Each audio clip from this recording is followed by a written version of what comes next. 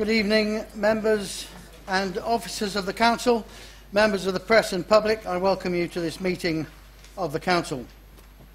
If the fire alarm is activated, please vacate the offices via the stairs, either through the security doors to my right or opposite the lifts in the foyer. Please do not use the lifts. Please assemble in Hawley Square on the Green. Officers will assist you and advise you when it's deemed safe to return to the chamber.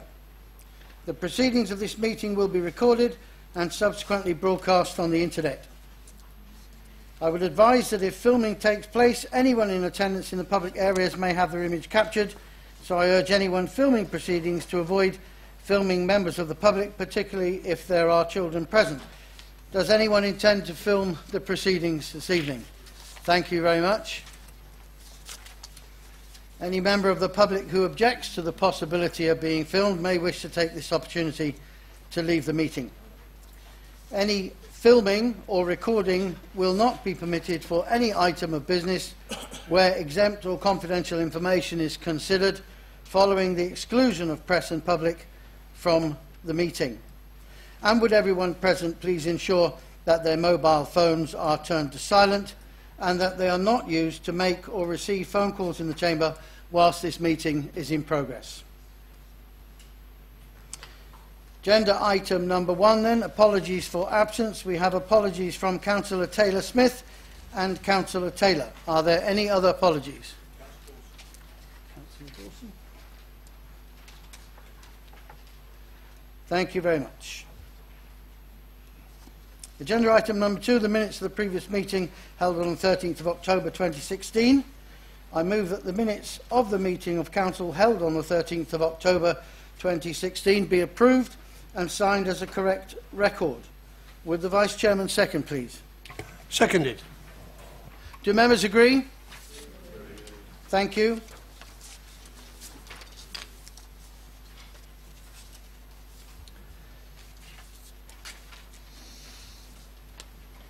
It being December, it is the season of goodwill to each and all. So I'd like to take this opportunity to remind members that each one of us, whatever our political persuasion, is here in this place because people in our local communities have seen something in us. And they have respected enough, each of us, to trust us with their vote. Our actions in this chamber should, it seems to me, be above reproach. We should remember we operate in full view of the public. This should not be used to gain advantage, rather only to inform and engage the interest of the public in the affairs of their council. I have written to members concerning the incident which caused me to take to my feet at our last meeting, and I sincerely hope the incident is now closed. May I please ask all members to consider that when speaking about our political opponents in future, we afford them the same level of respect that has been given to them by the residents who sent them to this place. Thank you very much. Agenda item originally listed as number 11, the Localism Act 2011, dispensations. I call upon Mr. Howes, the Council's monitoring officer. Thank you very much, Chairman. My local professional body, the Kent Association of Secretaries and Solicitors, recently received Council's advice regarding the declarations of interest, and in particular regarding members' allowances. And the advice of Council is that the payment of allowances is a disclosable pecuniary interest under the Localism Act, and therefore I'm taking it as read that members will want to declare those interests on block, which I accept. But of course that would mean then that no member could vote on the matter, and the way to cure that is actually to agree a dispensation for members based again on the Localism Act. So I'm recommending that Council agree a dispensation to allow members to speak and vote on allowances, but also I'm widening that to include matters which used to be in the previous standards regime as general dispensations, but are no longer in that regime, to make sure that we cover all potential general conflicts of interest or general interest and therefore gives you a general dispensation as well. So I'm recommending, firstly, a blanket dispensation for the matters set out, but I'm also asking that in future I be given delegated authority to grant dispensations in urgent situations when it isn't appropriate or there isn't time to make the report to the next Standards Committee. So on that basis, Chairman. Thank you, Mr. Howes. I move then that the recommendations as set out in the report be adopted. Would the Vice Chairman please second? Seconded. Do members agree? Thank you very much. Agenda item number 4 then, under declarations of interest. Are there any other declarations of interest further to the one for all members as referred to by Mr. Howes regarding the members' allowance item? Any declarations of interest? Thank you. Agenda item number 5, petitions to the Council. No petitions have been received. Number 6, questions from the press and public. No questions have been received from members of the press or public in accordance with Council Procedure Rule number 13. Agenda item number 7, questions from members of the Council.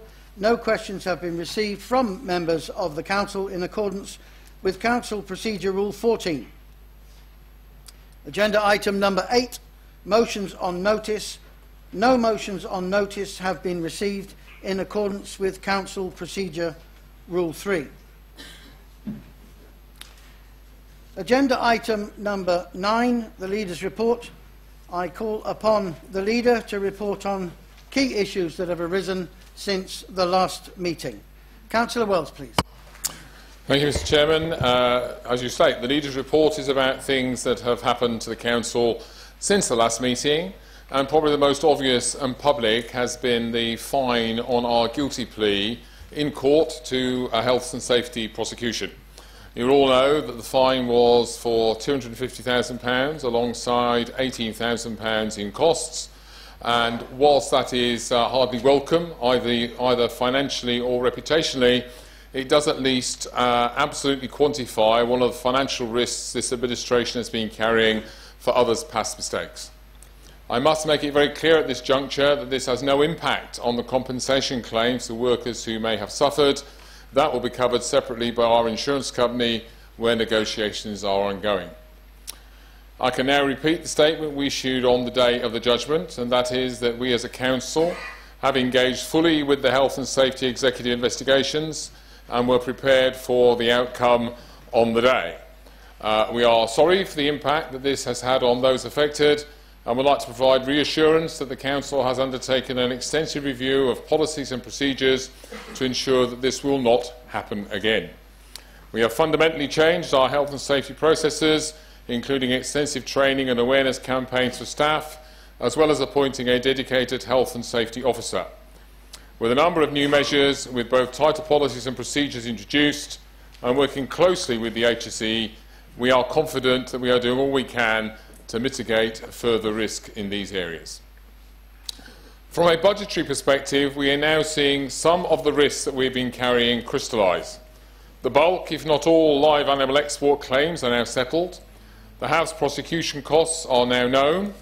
Longer-term resolutions on Dreamland, Pleasure Armour and the port are generally awaiting events elsewhere. We are slowly but surely closing off the expensive errors of the past one by one, so we can, as a Council and community, move forward together. I am thus delighted tonight to be able to announce ambitious and exciting plans for the future of the Theatre Royal in Margate. Working with the Soho Theatre in London, we are planning a major refurbishment and relaunch of the theatre. The project will also see the derelict 19 Hawley Square brought back into use as a restaurant and boutique hotel. We were very impressed by the proposals submitted by Soho Theatre following the marketing of the theatre and 19 Hawley Square. Their expertise, experience and acclaimed programme will bring real fresh vibrancy to the regeneration of Margate and the cultural offer in Thanet. The proposals will also ensure the preservation of the historically important Theatre Royal, which boasts, I think, arguably the oldest working stage in the country. The project is in the early stages of planning and is subject to funding and planning consents. Funding agencies are already engaged and support the project. and we are working closely with the current operator, Your Leisure Kent Limited, and would like to thank them for their continued commitment and hard work. We would additionally like to thank all others who submitted proposals during the recent exercise, all of which we read with interest.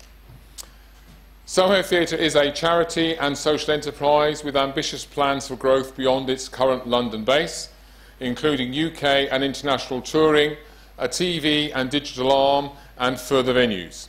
The aim here is for us to work with them as a partner to transform the Theatre Royal into a viable business to play a leading role in the local visitor economy and the cultural life of our community.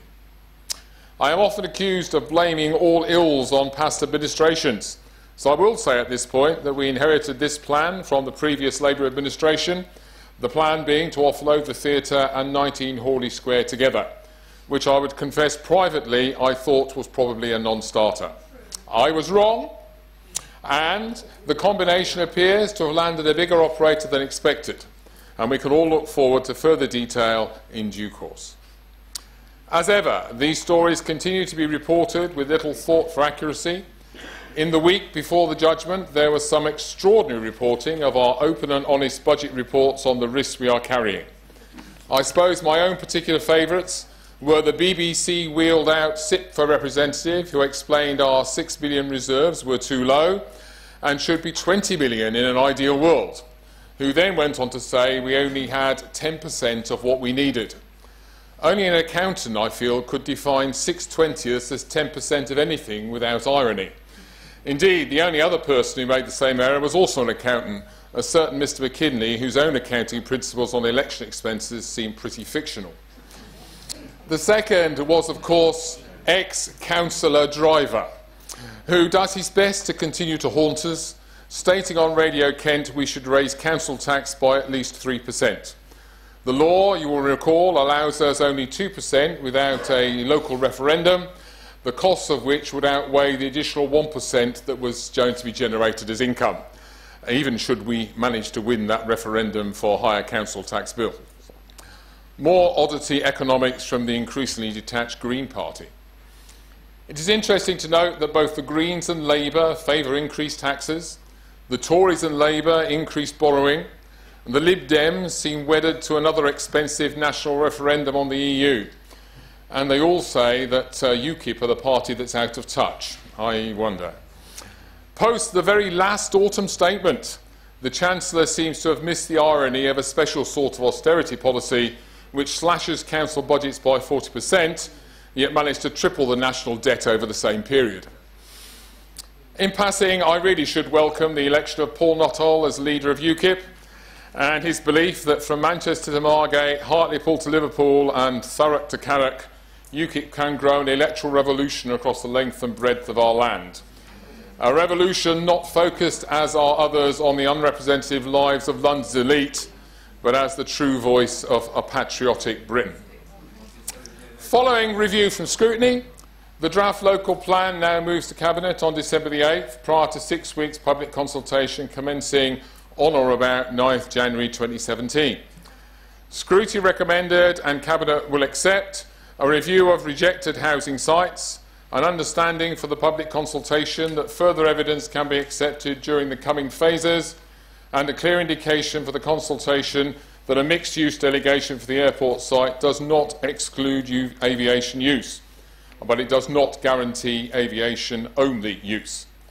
Thereafter, there is a final chance to present commentary to the inspector at the pre-submission stage around June 2017, prior to the planned examination in public. Given the local plan technically began in 2011, we have no room left in any timetable for manoeuvre or delay. The risks of delay include taking over of the plan by DCLG, or indeed, subject to amendment before Parliament right now, intervention by the County Council. Either would mean local councillors having little or no influence on housing and site planning decisions, something I think we all understand would be a dereliction of our duty and responsibility. Next spring begins to look very busy indeed. The usual budget cycles, some asset disposals due to go to auction, plus the local plan work, plus the public viewing of the business case for the possible council merger across East Kent. The decision on moving up to the next stages and public comment due round about April 2017 if the case stacks up after publication earlier in the year. Then I understand there could be a county election due on the 4th of May as well. A really peaceful few weeks through early 2017 just to keep us all on our toes. I commend this report to the Council this evening and look forward to the comments from other group leaders. Thank you, Mr. Chairman. Thank you, Councillor Wells. I call upon Councillor Bayford to comment on or ask questions in relation to the Leader's report. Yeah, thank you, Chairman. I'd like to thank the Leader for once complying with the Constitution and making sure that we did get the report. It would be churlish to point out that it did arrive this morning rather than yesterday, but as it was 6 minutes past midnight, I think I'll forgive him for that one. Obviously, it's not good news that we've been fined £250,000 for health and safety breaches. I believe that that figure, though, would be at the bottom end of the range of possible fines, and that given the size that the penalty could have been, we might consider ourselves fortunate to get away with that. If get away is the right term, I'm not sure it is. But in any case, if it's been a wake-up call to tighten up our health and safety procedures, then perhaps it really isn't such a bad thing. And certainly I've seen evidence of the training that's been going on. It's quite impressive and probably well overdue. It's certainly very good news that the Theatre Royal is to get a new lease of life. It's certainly had lots of false dawns over the years, and I hope that this one does come together. But I think that your report indicates that there's probably a lot of pieces of the jigsaw that have got to come together, so I do wish it's successful. On the subject of our financial reserves, whilst outside comments may be the cause of some amusement, the actual level of our reserves is not a laughing matter. It leaves this council in a vulnerable position, and I hope that we may be able to build our reserves up again in the coming years and that nothing comes along out of the blue to hit them. I welcome your comments with regard to the local plan, particularly the emphasis on the fact that it's not too late to submit evidence and actually influence the final outcome. I do, however, think that your comment that a mixed-use designation for the Manston site doesn't preclude aviation is a bit disingenuous. True, there could be some activity of light aircraft up there, but I doubt there are any serious airfields that have got 2,500 houses stuck in the middle of them. You started your report by saying that it was about things that had happened to the council since the last meeting. And I'm not quite sure in that context that the election of Paul Nuttall is actually relevant. However, I would say in passing that he must have been highly relieved that you decided not to actually enter the race because it left him free to go and claim the crown for himself. But I also think that when you call UKIP the voice of patriotic Britain, I think you may be confusing patriotism with xenophobia. Finally, I'd like to take this opportunity to wish members on all sides of the chamber, officers and the residents of Thanet a happy, healthy and peaceful Christmas. Thank you. Thank you, Councillor Bayford. Councillor Wells, do you wish to respond? Yeah. Sorry. Yes, I will respond very briefly. I trust when we come to look at the budget setting exercise, you'll have a good look at the medium-term financial plan and the intention to start the fairly long and painful job of rebuilding reserves, because it's going to be something that's going to take a little while, but I think you'll probably find there's some bits and pieces in there. And I use the word patriotism very consciously and very deliberately, because that, like many other words and many other symbols of this nation, they seem to have been taken for political use rather than for the use which they're intended. And I certainly like to think of myself as a patriot, and that's not necessarily the same as being a xenophobe, and perhaps a little consultation with the dictionary might help you there. Thank you, Councillor Wells. I call upon Councillor Matterface to comment on or ask questions in relation to the Leader's report. Thank you, Chair. Before I start, I've been asked by Councillor Johnson to thank you for your email of apology of what happened at the last council meeting. She asked me to say it's been much appreciated. Now, the matter in hand, the White Finger case. This could have been resolved much earlier had the HSE report received in 2010 been acted upon. Please note the date, 2010. Has that report now been found? Because I understand it was filed. And are the conclusions in that report the same as in the recent case that came to court? Could I ask, please, whether trade union officers were involved during the period under discussion, because this must have come forward at some point.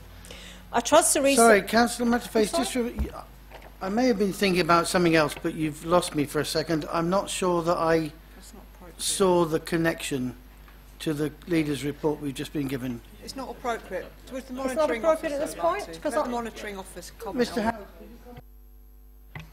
Just a word of extreme caution that we are still in the middle of legal proceedings. I think it's inappropriate to discuss the cases or matters surrounding the cases at the moment. Thank you. I would certainly accept that advice, but please continue, Councillor Matterface, with your response. Councillor Wells referred to the line, and my understanding is there was an earlier report, so my question was whether that had been acted upon. It was by me. Again, we are in the middle of legal proceedings which are still current. Councillor Wells referred to the end of a prosecution case without any details. I think it's really appropriate to discuss details when in the middle of legal proceedings. 14. Well, I'll move on then. I'll bow to your, obviously your legal knowledge, which is not mine. Okay, the good news about the Theatre Royal. So can we be reassured that the relevant cabinet member is fully au fait with the Bonner-Keenlyside report of 2013, which was the latest in the long line of reports on the theatre's viability? I think one of the major points that was made in that report was the parking issue in the area, since this can be a barrier, and this was highlighted in the report, to the sales. The various reports have mentioned that something needs to be looked at to make it easier for people to come to Margate. And could I also ask where this all fits in with the economic regeneration of Margate itself? And important question about number 19, which I gather was bought from Orbit, if I can ask why it was allowed to be deteriorate so long when initial repairs were carried out, but not further repairs. You mentioned Paul Nuttall, UKIP's new leader. I'm sure he must be very appealing to those that he wants to represent, seeing as how he says he wants to privatise the National Health Service. Yes, he has been quoted. He has been quoted publicly. He wishes to nationalise the NHS. I don't think that's quite the best way to announce your arrival. Check the press reports. Chair.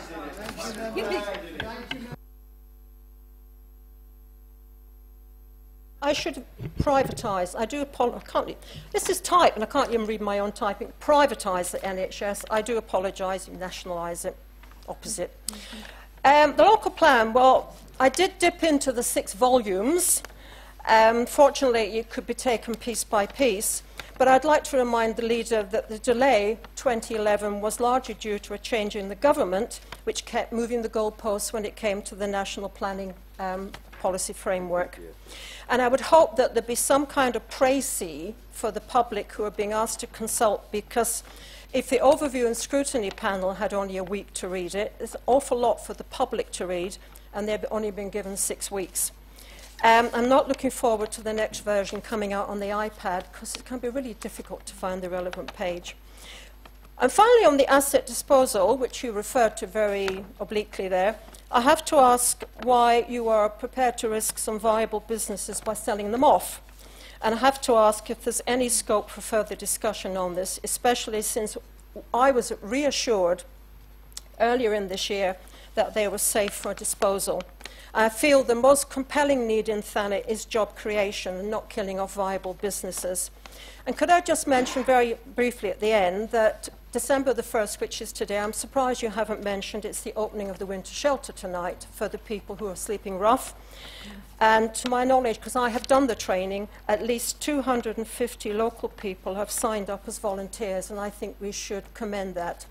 I did the training last week, and it was very impressive to see so many young people, middle-aged people, and people even as old as I am up for the training. And I wish the whole scheme great success. I know Councillor Fairbrass was involved in setting up that scheme. Thank you. Thank you very much. Councillor Wells. Yes, thank you, Mr. Chairman. I think the ups and downs of 19 Hawley Square have been well rehearsed over a long period of time, and indeed the attempts that Orbit made in order to do something with that property over quite a long period of time in the face of opposition from residents of Hawley Square is fairly well documented as well. There were some major repairs done in the last year of the Labour administration, and they saved it from further damage. But it sits alongside, or did sit alongside, a large number of properties that we have been attempting to try and keep in the air on limited budgets, which is why we get to things like asset disposals, which tend to cause so much heat and very little light, which is a nice link, isn't it, to Dane Valley units. Certainly, yes, the Dane Valley units are nearing the end of their useful life. Those people who work there have, I think, had considerable criticism of the council's manner and method of running those units during the time that they have been there. And they have formed themselves into, I believe, a limited company in order to be able to take them on if they're able to actually overcome the others who go to auction for them. The bottom line is, it's not a community organisation, it is a limited company. It's a limited company that's prepared to look at profit rather than anything else. And as we are required by law to actually get the... I don't want to get into the best value, best consideration debate again, I think, which we've rehearsed ad nauseum in the past. But certainly to get the best value we can for the situation, there has to be a way that we can test that against the other people who are interested in the property as well. So we can't just sidle up to one group and say, we really like the look of you, would you like to have it, and let's invent a price, which is the way it tends to come across. And yes, you're quite right. 1st of December today, the winter shelter was opened. I was leaving that for Councillor Fairbrass to discuss. It was in her particular portfolio, and she's been part of the actions and activities that have put that in place. And I think it's a good moment to say a very big thank you to her for some very hard work in the face of some very interesting opposition. Thank you. Thank you. I call upon Councillor Grove to comment on or ask questions in relation to the Leaders' Report. Thank you, Chairman. Well, all I can basically say is the one that goes last says the least, because the previous speakers have covered most points that I was interested in the report. But what I would like to say is it is good news to have something of delight like the Theatre Royal coming back to life again. Though we've had a few bad points in there, but I think that counts them all, and I welcome Councillor Wells's report. I think it's okay. Thank you very much. Councillor Wells, please. Yes, thank you. Without wishing to go over old ground, there's a period in which we have had to deal with a number of very direct challenges from things that have gone before us, and now perhaps as we've stopped some of those and quantified some of those, we can start to plan on making some of the more positive things happen for our island and seeing those things move forward into the future in due course. Okay? Thank you for that. Thank you very much. Now we come to the report of the Chairman of the Overview and Scrutiny Panel. I call upon Councillor David Saunders to present his report. Thank you, Chairman. Members, the report before you this evening outlines the activities since we last met in October of the Overview and Scrutiny working panels. You will also see from the papers that the panel met on the 25th of October, when the main agenda item was fulfilling Thanet's growth and development opportunities, and I'm pleased to report that panel recommendations relating to the wording of 2 paragraphs within the report were taken on board and the text amended accordingly. In addition, the panel met on the 21st of November, at which the main agenda item, as you've heard this evening, was the draft local plan.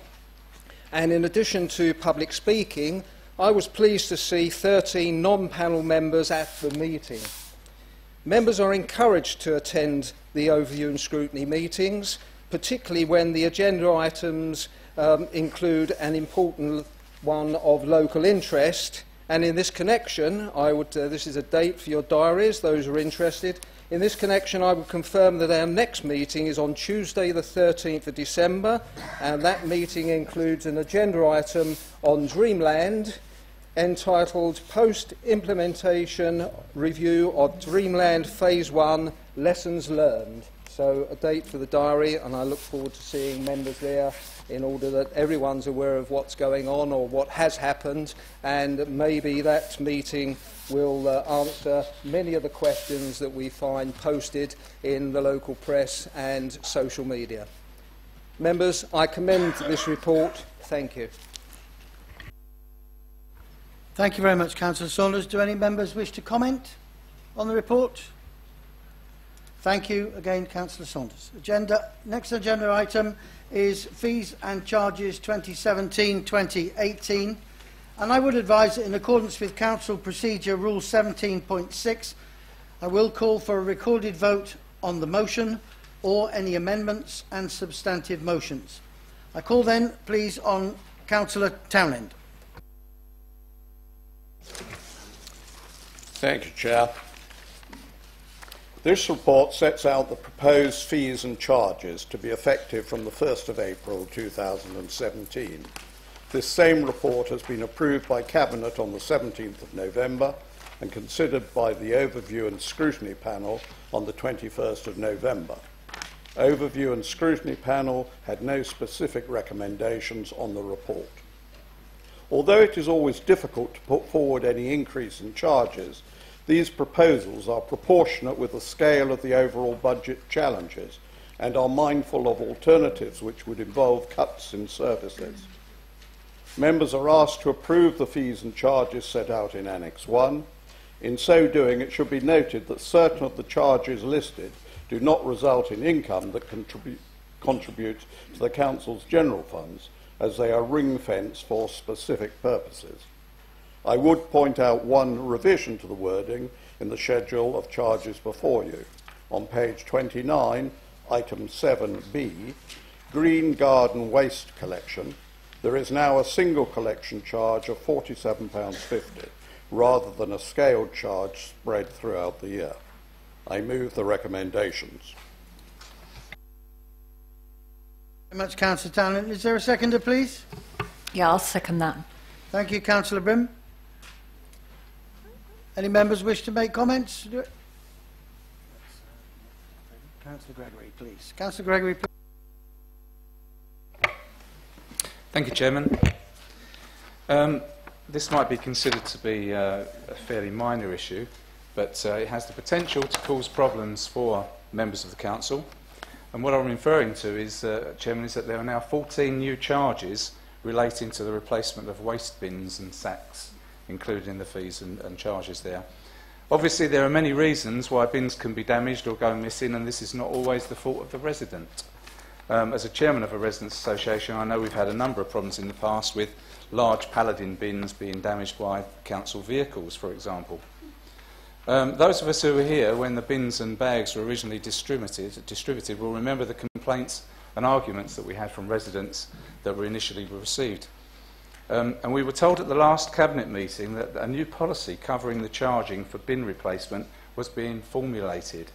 However, can I ask through you, Chairman, that this policy, when prepared, be made available for scrutiny by members and not just to become an internal departmental policy, because I believe it's important for members to know the adopted policy in case we are confronted at any time by members of the public who believe they're being unfairly charged. Thank you. Thank you very much, Councillor Gregory. I can see that some of the fees and charges have been amended, and I can understand that that's in line with other local authorities, which was discussed at Cabinet. You'll all be aware, I'm sure, that these charges can often be a struggle for people to afford. So I'm wondering if I could draw your attention to the work of MP Caroline Harris. She's calling for the government to create a fund to ensure that child burials are free, so no burden on grieving parents. And I'm sure you could agree with me that if there were no charges for child burials, that would lift a huge burden from grieving parents. It's absolutely the right thing to do. The proposal is a central fund which could be accessed by local authorities, and if this bill is passed. So what I would like to ask is, can the Council write to Theresa May to endorse that proposal? to give grieving families some support at a time when they need it most, without incurring any further cost to the District Council. Thank you.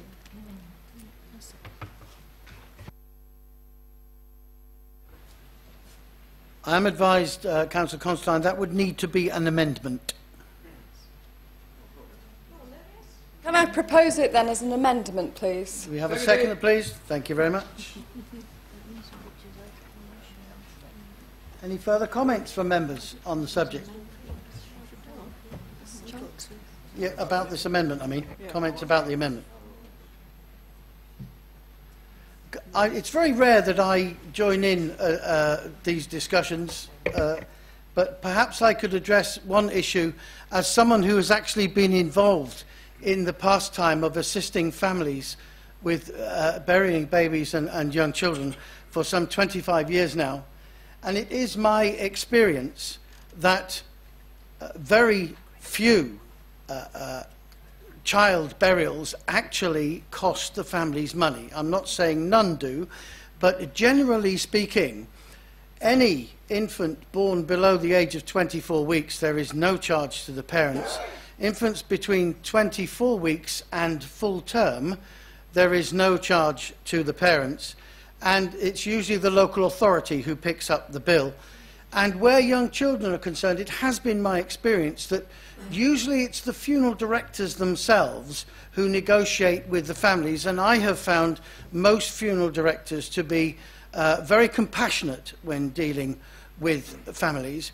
I think the only word of caution I would urge, and I hate to sound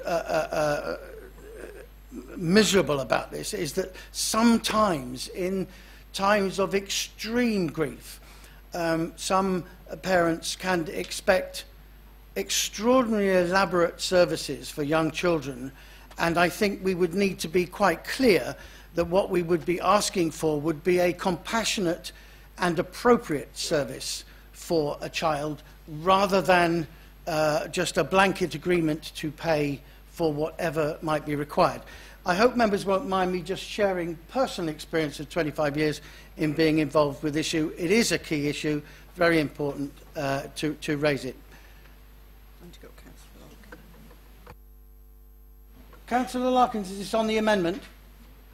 Yes. Yes.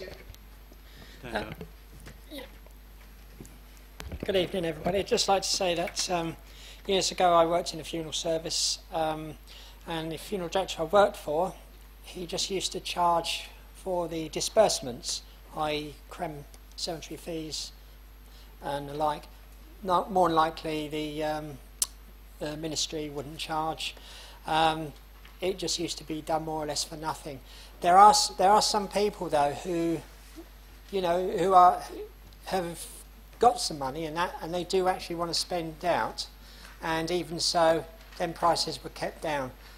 It's basically, I think it's on an individual basis. By all means, you know, if you've got people who just cannot afford it and with the grief, then, you know, inevitably they don't have to pay, never had to pay anyway. Thank you. Thank you. Yeah, thank you. Yes, I think the proposal what's being proposed at the House of Commons is for the upfront costs. I appreciate and understand that there are negotiations by the funerals directors with the grieving parents, but my understanding is that this is not at all what a grieving parent wants to go through. I mean, the experience of the actual MP who's passing this forward, she experienced the death of a child herself and the deep, dark depression that she was in. The last thing she wanted was to actually negotiate with a funeral director as to upfront costs. This is a minimal charge. It's nothing to do with elaborate expenses. This is the upfront charge. The whole fund, I think, is costed at £10 million for the whole of the United Kingdom. So you can see this is a basic fund and nothing to do with elaborate funerals. And I urge the Council to actually send this letter of support for this particular process. Thank you. Thank you. Councillor Matterface? I was just going to point out that page 26 has the fees set out, which is obviously what the recommendation is. But as Councillor Campbell's just pointed out, what I was going to say is the last thing you want to actually have to worry about is the basic fee, and whether, if people choose a more elaborate funeral, that is their choice, obviously. Thank you very much. So we have an amendment. I beg your pardon, Councillor Gregory. Thank you, Chairman. With the greatest respect, and this is a very sensitive issue, the amendment, I don't feel, is relevant to this actual agenda item, because we're talking about an amendment that says writing to the Prime Minister. And in actual fact, we're dealing with Thanet District Council's fees and charges here. I would have thought there is another avenue to bring that amendment forward or that proposal. Thank you, Councillor Gregory. Councillor Wells, please. I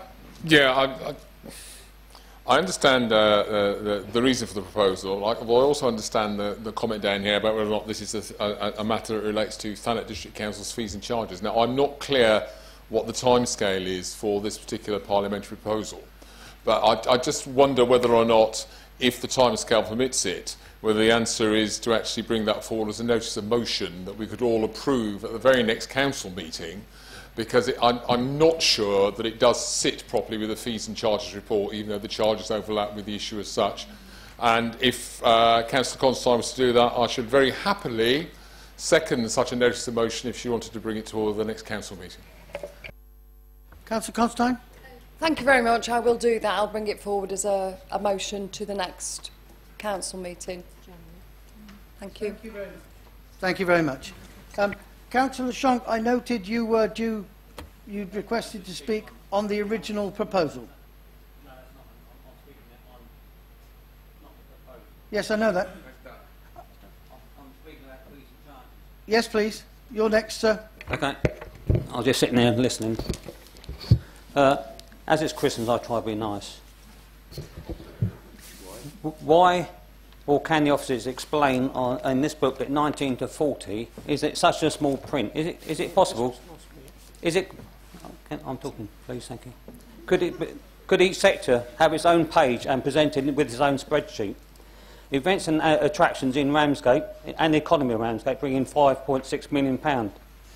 I went to the Yarrow Hotel yesterday. I'm just getting to where the volunteers work so hard in Ramsgate, and they're hard pressed. Events and organisers, and these new tariffs are going to be highly subjective and add cost, which means fewer events staged to become or charge negative impact on TDC. At the moment, Ramsgate Town Council bear the cost. We bear the heaviest load in terms of funding and local events. I've been doing a bit of homework today. I can't get everything right, but the message is there. Ramsgate has increased land charges on transfer of monies from Ramsgate to TDC with no benefit to Ramsgate. Could we keep to the existing levels of 5%? Parks and gardens that host so many events in Thanet and maybe in Ramsgate would be better managed by town councils. Thank you very much. Councillor Campbell, please. Yes, just one point. I think, obviously, the Cabinet member would like to thank Ramsgate residents for their extremely generous contribution to the free car parking at Leopold Street on Saturdays. It's free to everybody in Thanet, except obviously the residents of Ramsgate, who actually pay the £9,000. But you'll be pleased to know, and I'm sure you've been told, that last night at a Ramsgate Town Council budget meeting, we decided to actually pay over again the overly generous £9,000 to continue the free Saturday parking at Leopold Street car park. Thank you. Councillor Wells. I trust that motion included the 5% increase in general car parking charges, and that will be most welcome as well.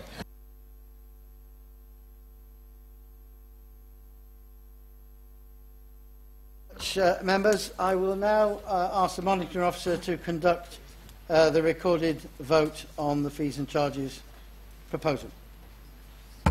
Thank you, Chairman. If I can begin with Councillor Ashby. Councillor Bainbridge. Councillor Bayford. Councillor Braidwood. Councillor Brim. 4, sorry.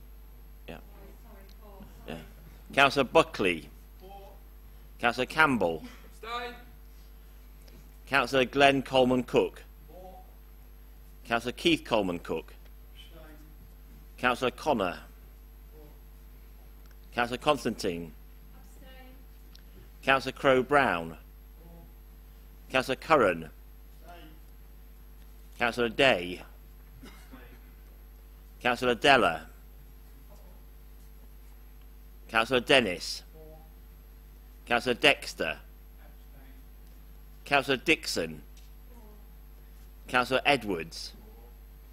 Councillor Eleanor. Councillor Evans. Councillor Jeremy Fairbrass.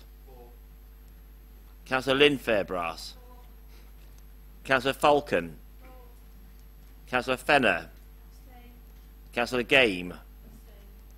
Councillor Ian Gregory. Councillor Ken Gregory.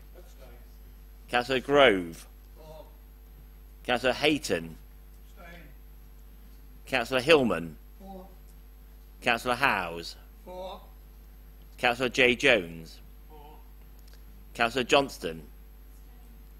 Councillor Larkins. Councillor Martin. Councillor Matterface. Councillor Parsons. Councillor Partington. Councillor Linda Piper. Chairman. For. Councillor Roy Potts. Councillor Linda Potts. Councillor Rogers. Councillor Rizeki. Councillor David Saunders. Councillor Maeve Saunders. Councillor Savage. Councillor Shonk. Councillor Shonk. Oh.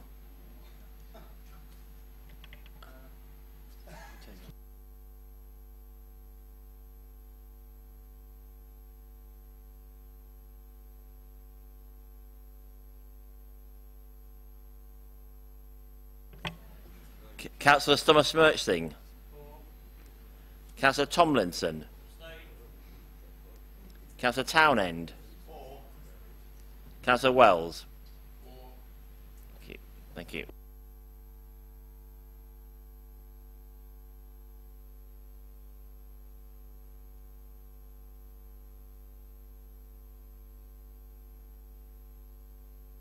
Thank you very much, Mr. Howes. Members, the motion has been passed.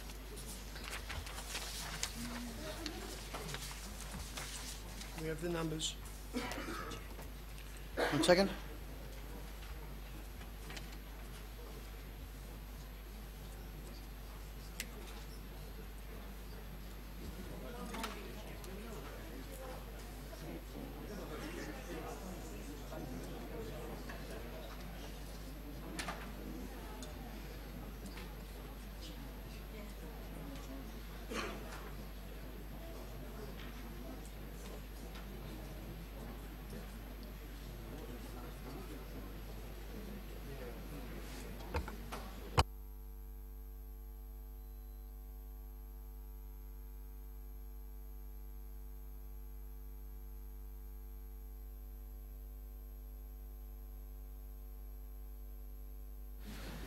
Thank you very much. Members, there were 28 votes for, no votes against, and 25 abstentions.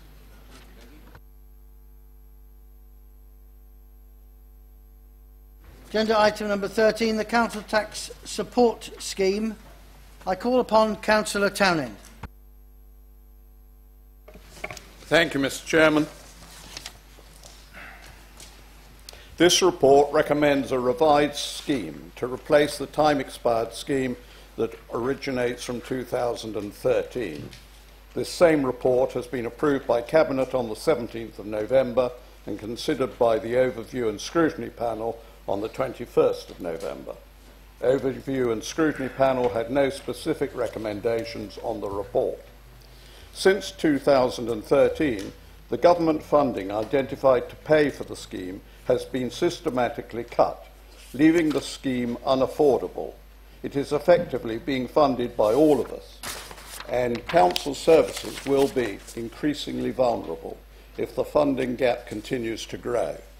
The proposals in this report go some way to addressing this gap. Frankly, the proposals are not very palatable. They introduce a range of measures that result in reductions in the level of council tax support provided to claimants. However, the recommendations have been extensively researched and consulted upon and have been arrived at after careful examination of the evidence. Many of them merely bring the council tax support scheme into line with the housing benefit scheme. A detailed equalities impact assessment has been carried out and is attached as a 10-bit Annex 1. In addition, there is an exceptional hardship scheme proposed to assist those most adversely affected by the changes. In order to be clearer about the Council's commitment to such a scheme, I propose to amend Recommendation 10 in the report to state that TDC will approve an exceptional hardship scheme, rather than the current wording which says that TDC works towards an exceptional hardship scheme, with the remainder of the recommendation remaining unchanged. Although the recommendations make the scheme less costly for the Council, it is still subsidised. If approved, this report will still leave Thanet with one of the most generous council tax support schemes in Kent. It represents a balanced approach between assisting working-age claimants and arresting the scheme's increasing funding gap. I move the recommendations.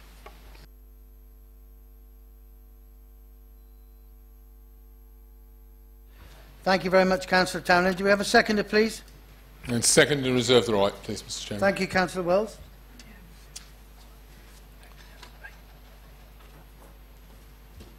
Do members agree?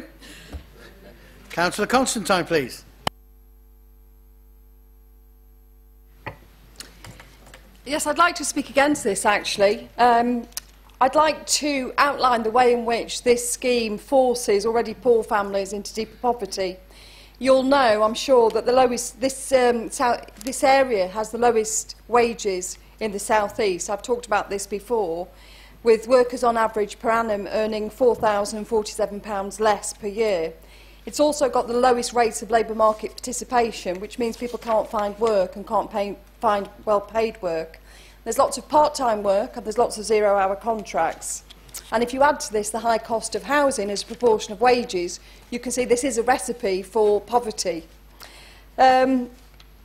So it's no wonder, actually, in the face of that, that some of our wards are amongst the poorest in the country, with very high rates of child poverty. This has been explored at Council before.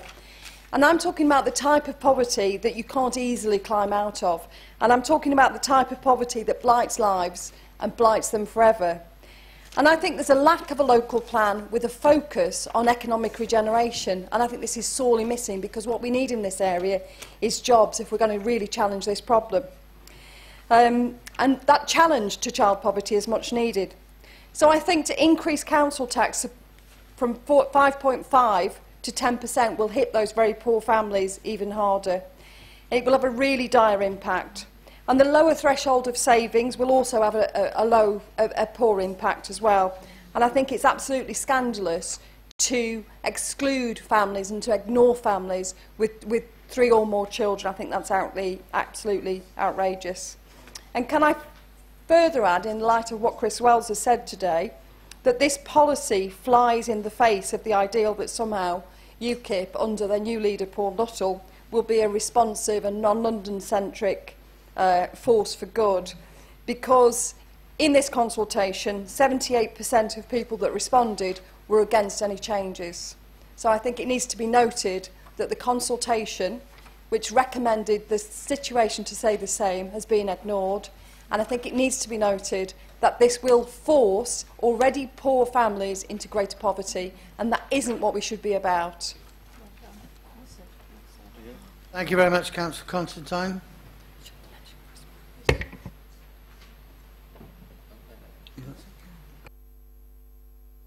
Thank you very much, Chair. Yes. My comments will be about this exceptional hardship scheme. When this is developed, can I have assurances that it will be brought before this council to actually evaluate? And I'd also like to actually sort of the definition of exceptional hardship rather than just run-of-the-mill hardship.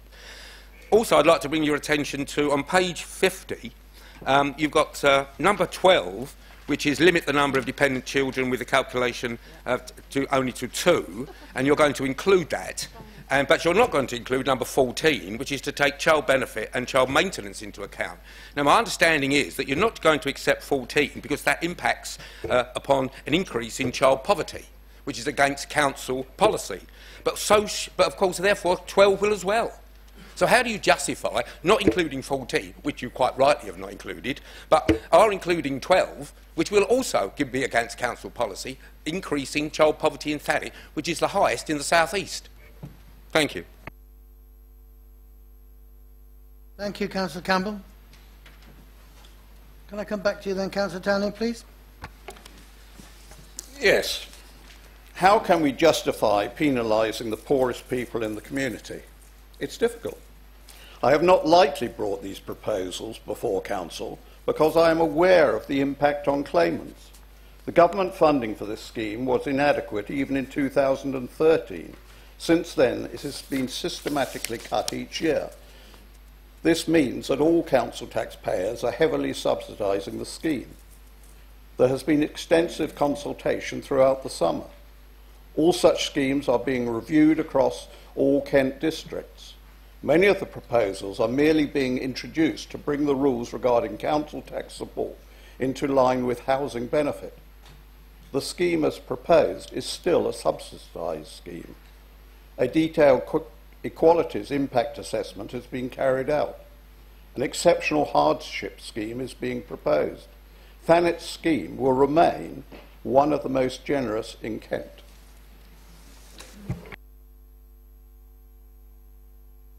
Thank you very much. Thank you, Chair. I'm particularly concerned what's going to happen to people who are inevitably going to fall into arrears, because going from 5.5% to 10% of your council tax, obviously, is 4.5% increase. And I'd like to know what kind of policy is going to be devised. You talked about a hardship scheme for people, exceptional hardship. I think we need a greater definition at what point people go from just being a little bit in hardship to exceptional hardship. Just playing around with adjectives isn't really going to help the situation. So could we please have some kind of idea of a policy with regarding to arrears, or are we going to take people to court in single numbers, dozens, hundreds, when the scheme is in fact in operation? And can we be assured that people working in the Gateway Plus staff, will be well versed in how people can access the hardship fund? Thank you. Thank you very much. I'm going to ask Mr. Willis to bring a comment, please. Thank you, Chairman. Yes, on Councillor Campbell's questions as regards on page 50, the item 12 and item 14, why do one, not the other? Number 12, regarding the number of dependent children, is not going to generate any additional income to the council. It's being proposed, firstly, and 14 isn't being proposed because it's bringing the council tax support scheme in line with the housing benefit scheme, whereas number 14 doesn't do that. And the other point is, as a result of the consultation, a greater number of people were in agreement on number 12 than were on number 14, which is the second reason why it wasn't put forward. As regards Councillor Matterface's question, or actually it was Councillor Campbell's, the hardship scheme, exceptional hardship scheme will be coming to the council. And exactly where the line is going to be drawn as regards what defines exceptional hardship will be in the policy in that scheme. And I can confirm from my colleague from East Kent Services that the Gateway staff will be cognisant with the necessary rules when the time comes. Thank you, Mr. Willis. Councillor Fenner, please. Thank you, Chair.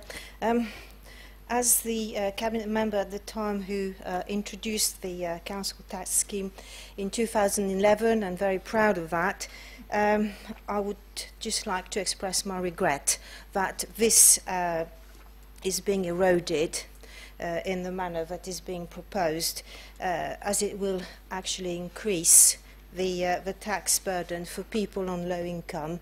And I thought that this council, the administration of this council, was claiming not to be increasing tax.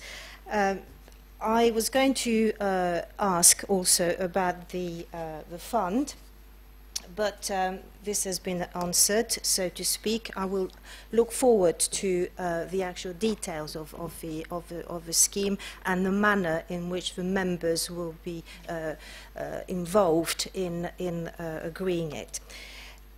I note with interest what has just been said about consultation. It seems to me that when this consultation, the result of this consultation came through, there was some kind of cherry picking as to which bit was going to be agreed or not, or recommended or not, depending on whether it suited this administration or not. When the majority of people say that they want to retain the current system, it is deemed that it's not to be recommended. But then further along, when we have a choice between various options, then we do consider the results of a consultation. There seems to be a bit of double standards there.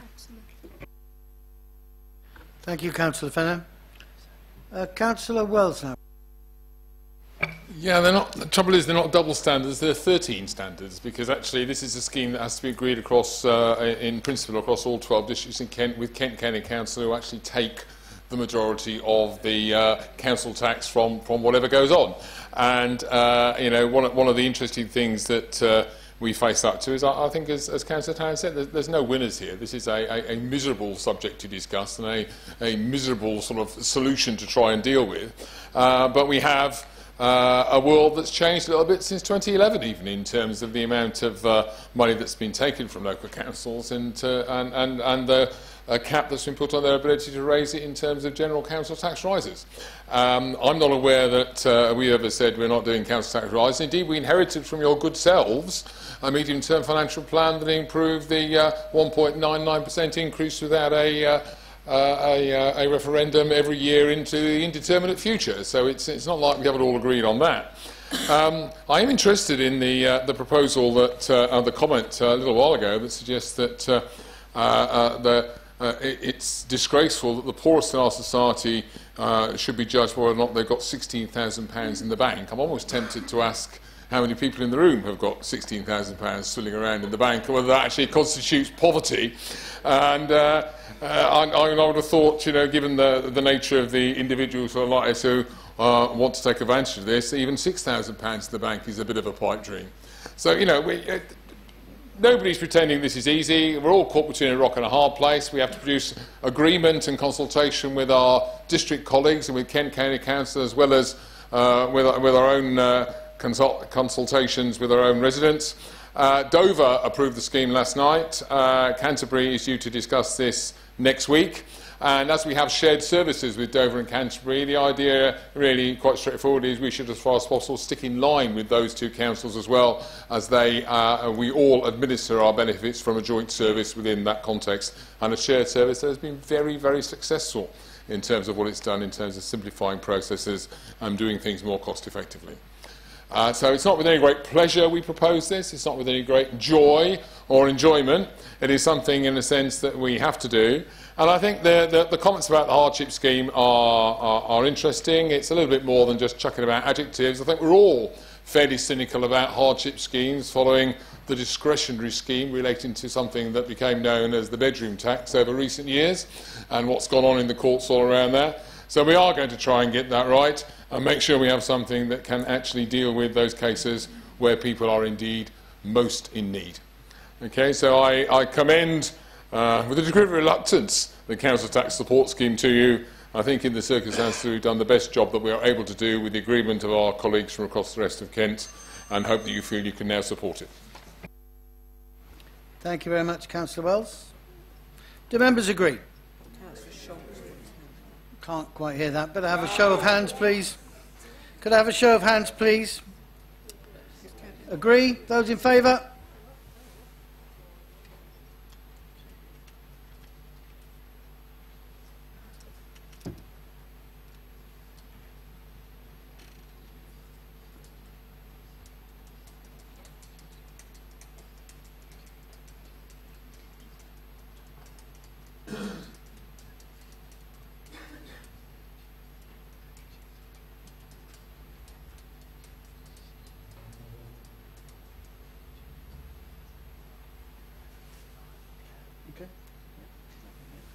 Members against, please. Thank you very much. Against?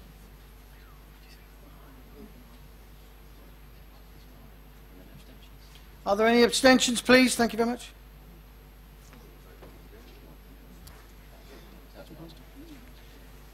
The motion is carried. Thank you very much.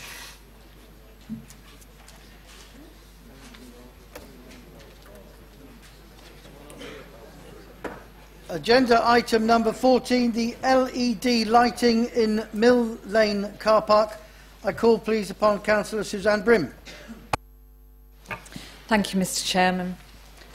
The car park lighting in the multi-storey car parks in Margate and Ramsgate is very old and expensive to run, both in terms of electricity and also ongoing maintenance costs. We have identified a solution to retrofit the existing lighting with LED tubes. This would reduce the annual electric consumption by £24,000 per annum and have an annual estimated maintenance saving of £10,000 over the two sites. We've identified a SALEX interest-free loan scheme. SALEX is a central-based government loan scheme which is 100% interest-free. We've applied for this scheme and we've been successful in our application. The cost of the project for both car parks combined is £70,000. This is repayable over 4 years, i.e. £17,500 a year. However, the loan is repaid. After the loan is repaid, we'll be saving in electricity about £24,000 per annum and £6,600 during the loan period. The repayments of the loan would be covered by the annual savings on the energy bills. There is also, after the 6 months and the lights are operational, to allow us to accrue savings. Additional savings are made from maintenance. The lights have a warranty of 5 years and we are expected to save £10,000 per annum over both sites. There is also an environmental impact of this project. We will reduce carbon emissions by 121 tonnes per annum across the two sites. Annual kilowatt-hour savings across the two sites would be £242,133, a saving of around 66% per site. I therefore recommend the following: that the Council takes advantage of the interest-free loan offered by the Government for energy savings and agree to update the lighting in both Mill Lane car park and Leopold Street car park to LED lighting.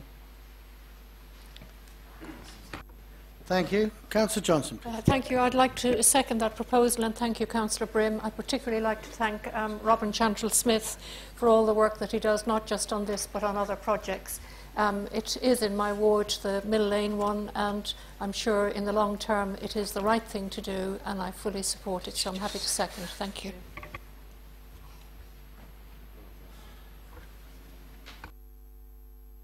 Very much. Councillor Campbell, please.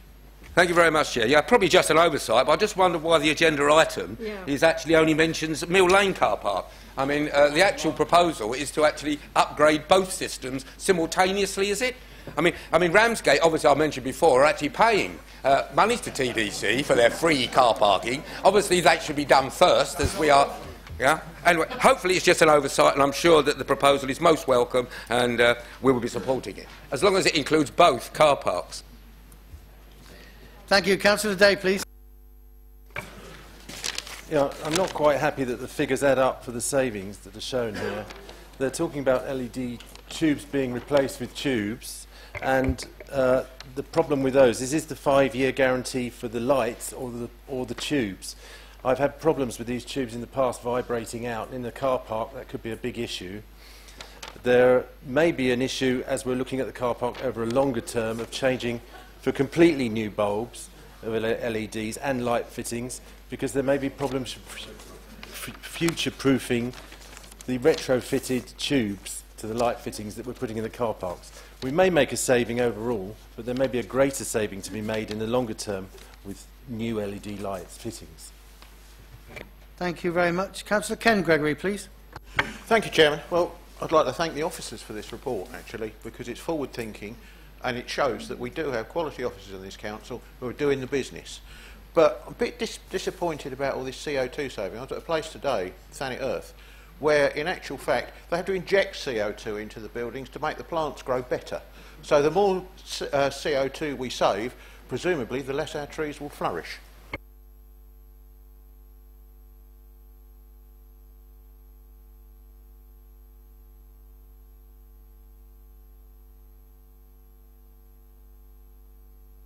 Councillor Brim, would you like to sum up, please?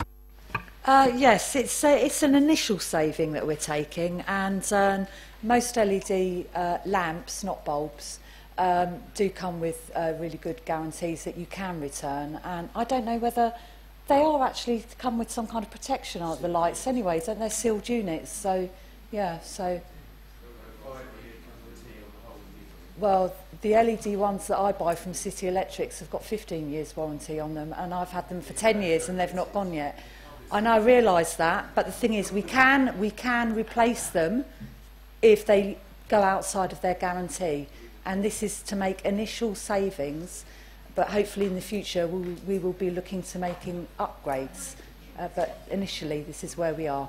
Thank you. Thank you very much, everybody. Do members agree?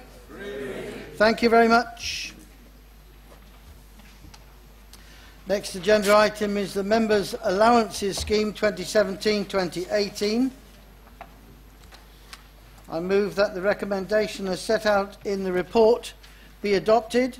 Would the Vice Chairman please second? Second. Thank you. Do members agree? Thank you very much.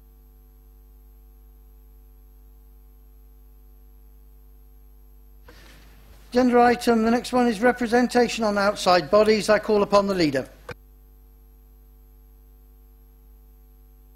Okay, Mr. Chairman, I think we just have one change for the Quicks arrangement, and at the moment, actually, I'd like to just put that to one side so we can actually go into this issue with Democratic Services and find out how appropriate that now is, given that Quicks Park has sort of changed the nature of its status and the way it operates. So. I have no nomination to put forward for that this evening, and I'd like to talk to Democratic Services and perhaps come back at our next council meeting.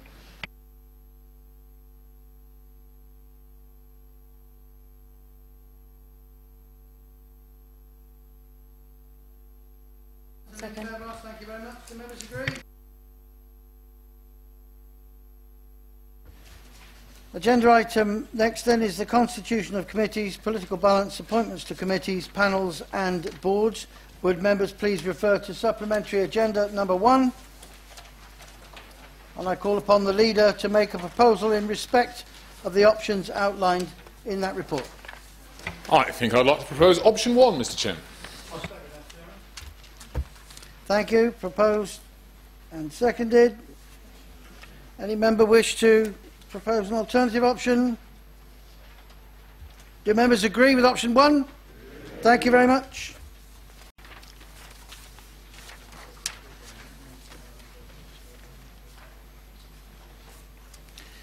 Nomination of members to serve on committees.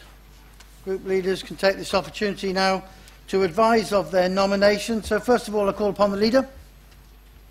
Thank you, Mr. Chair. I think we've already advised Councillor Edwards to move on to planning. Thank you. Councillor Bayford, please. Yeah, thank you, Chairman. General purposes, Councillor Banbridge, the Boundary and Electoral Arrangements Working Party, Councillor Savage, and Constitutional Review Working Party. I had somebody said they're interested in that, so it goes to Councillor Game. Is it the appropriate time to indicate a couple of other changes? I would like to take Councillor Banbridge off of overview and scrutiny and replace her with Councillor Ashby. And I would like to add to the list of planning reserves Councillor Ashby and Councillor David Saunders. Thank you. Very much, Councillor Bayford. I call upon Councillor Matterface, please. We haven't got any changes, I don't think. Thank you. No, we haven't. Councillor Grove. Yeah, thank you, Chairman. Changes are Councillor Hayton to overview and scrutiny, and myself to planning.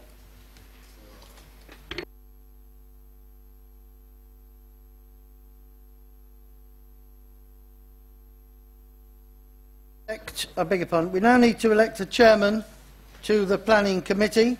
I call upon the leader to propose a nomination. Thank you, Mr. Chairman. I'd like to propose Councillor Grove. Is there a seconder? Thank you, Councillor Hayton. Are there any further nominations?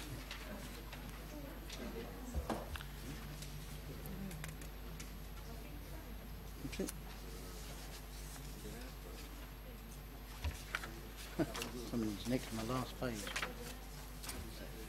Yeah. As there are no other candidates, I declare that Councillor Grove has been elected Chairman of the Planning Committee for the remainder of 2016-2017. We come next to the report on urgent individual Cabinet member decision. The purpose of this item is only to inform Council that this individual Cabinet member decision was exempt from call-in in accordance with the overview and scrutiny procedure rules. Would members please note the report? Councillor Campbell? Yeah, I mean, we can debate this, can't we?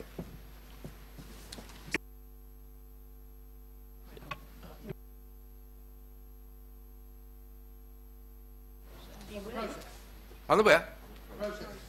The process of calling, not the content. Oh, sorry. Stand up. Sorry about that. Yeah. So I can comment on the process of calling, or urgent calling, but I can't actually comment on the actual process of what's going on down there. No? Oh, okay. Right. Oh dear. Well, that somewhat limits what I was going to say. in fact, it limits it to nothing. Very well said, nothing, Councillor Campbell. Yes. Councillor Gregory. Well, I'd like to comment on the process, I suppose, and that is that I've been intrigued by the way the capital allocation programmes kept growing down there. And, you know, the initial budget for berths 4 and 5 was £1 million. It is the process. It was the way the process has gone, the way it's gone through the process of increasing the amount of money that's been spent down there. That's part of the process, isn't it? Because obviously no one has commented on any of the changes that have taken place down there to these budgets, Chairman. I'm sorry, that isn't right, appropriate. Okay. Well, can I ask a question of the leader then? And that is that where the actual funding is going to be found for paying for this process down at the ports? No. I'm sorry, this is very tight. The purpose of this item is only to inform Council that it is exempt from call-in in accordance with the overview and scrutiny procedure. But comments are invited, but only those that are appropriate. For those who might like to look it up, it's section 15.0, paragraphs P, Q and R. So I ask again then, please, would members please note the report. Thank you very much. That concludes the business for the meeting of this Council. It only remains for me to wish everybody a very happy Christmas and thank you for your interest and involvement in the Council's work to members of the public. Thank you. Good night.